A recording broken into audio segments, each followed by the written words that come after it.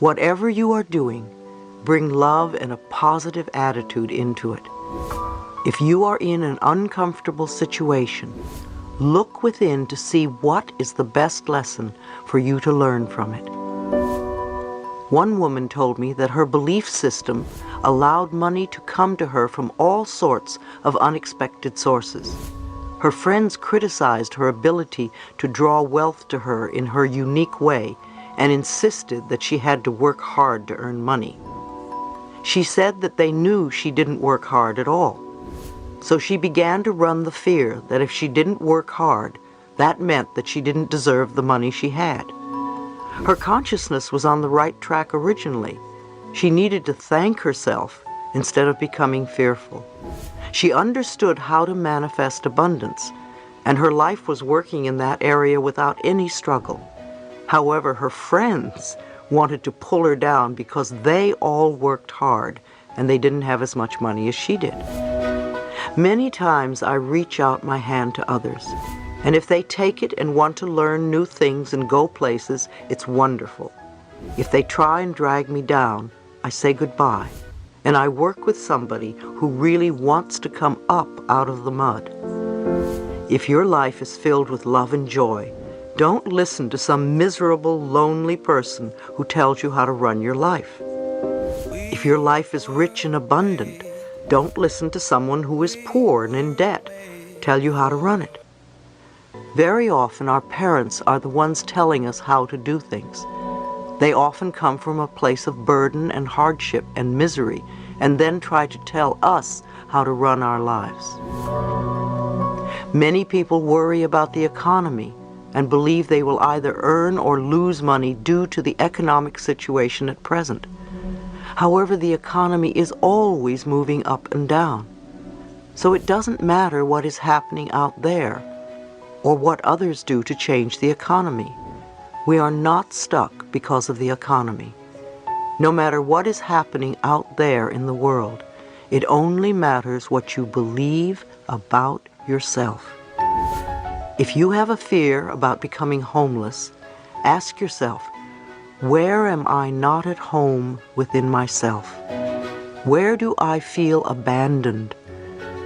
What do I need to do to experience inner peace? All outer experiences reflect inner beliefs. I have long used the affirmation, my income is constantly increasing. Another affirmation I like is, I go beyond my parents' income level. You see, you have a right to earn more than your parents did. It's almost a necessity as things cost more now. Women especially experience a lot of conflict with this one. Often they find it difficult to earn more than their fathers are earning. They need to go beyond their feelings of not deserving and accept the abundance of financial wealth that is their divine right. Your job is only one of many channels of an infinite source of money. Money is not the object of your right work. Money can come to you in many ways and from many avenues. No matter how it comes, accept it with joy and as a gift from the universe.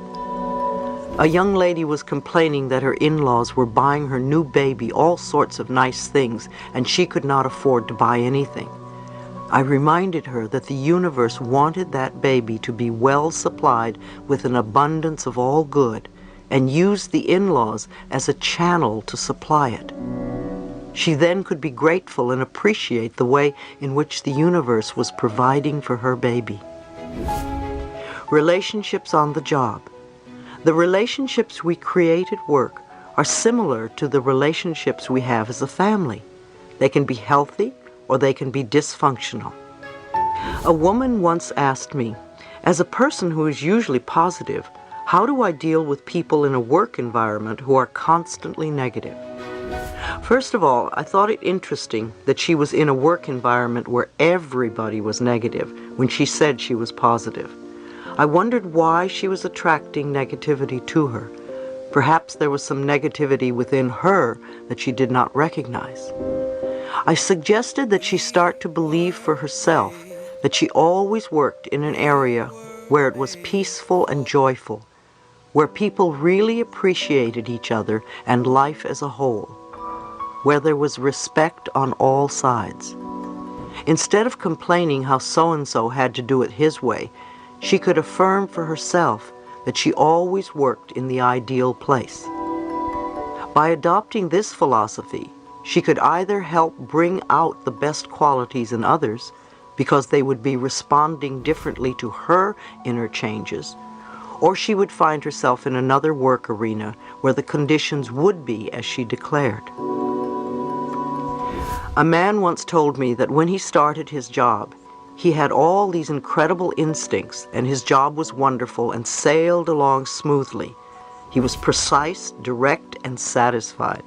Suddenly he began to make mistakes every day, and I asked him what he was frightened of. Could it be an old childhood fear that was surfacing? Was there someone at work with whom he was angry, or was he trying to get even with somebody? Did that person remind him of one of his parents? Had this happened in other jobs? It seemed to me that he was creating some chaos at work because of an old belief system. He recognized that it was an old family pattern where he was ridiculed every time he made a mistake. I suggested that he forgive his family and affirm that he now has wonderful, harmonious relationships at work where people totally respect him and appreciate everything he does. When you think of your coworkers, don't think, oh, they're so negative. Everybody has every quality in them, so respond to the good qualities that are in them and respect their peacefulness instead. When you can focus on these qualities, they will rise to the surface.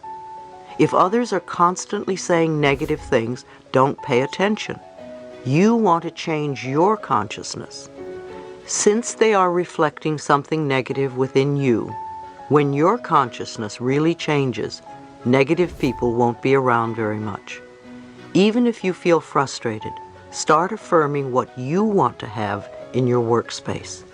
Then accept it with joy and thanksgiving. One woman had an opportunity at work to do what she loved and to grow from the experience. However, she would constantly get sick and sabotage herself.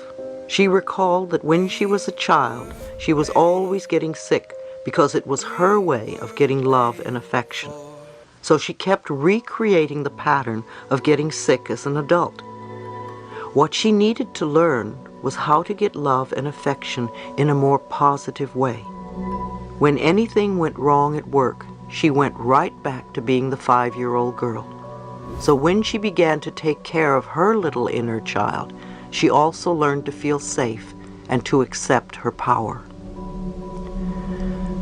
Competition and comparison are two major stumbling blocks to your creativity. Your uniqueness sets you apart from all others. There has never been another person like you since time began. So what is there to compare or compete with?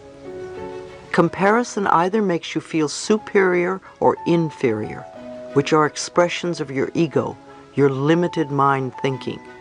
If you are going to compare to make yourself feel a little bit better, then you are saying somebody else isn't good enough.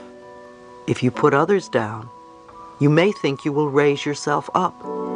What you really do is put yourself in a position to be criticized by others. We all do this on some level, and it's good when we can transcend it. Becoming enlightened is to go within and shine the light upon yourself so that you can dissolve whatever darkness is in there. I want to say again that everything changes, and what was perfect for you once may not be anymore. In order for you to keep changing and growing, you keep going within and listening for that which is right for you in the here and now. Changing the way we do business. For the past several years, I've owned my own business. My motto has been that we open the mail and answer the phone and handle what is in front of us, and there is always plenty to do. As we did this day by day, the business grew from a few people to well over 20 employees. We established our business on spiritual principles, using affirmations to open and close meetings. We realized that many other businesses ran on competition, often condemning others or greed, and we did not want to put that energy out to others, knowing that it would come back to us. We decided that if we were going to live by the philosophy, we were not going to operate under the old concepts of doing business. If problems arose, we would spend time affirming what we wanted to change. We also had a soundproof screaming room where employees could let off steam without being heard or judged. It was also a place where they could meditate or relax, and we supplied it with plenty of tapes for people to listen to. It became a safe haven in times of difficulty. I remember a time when we were having many problems with our computer system, and every day something would break down.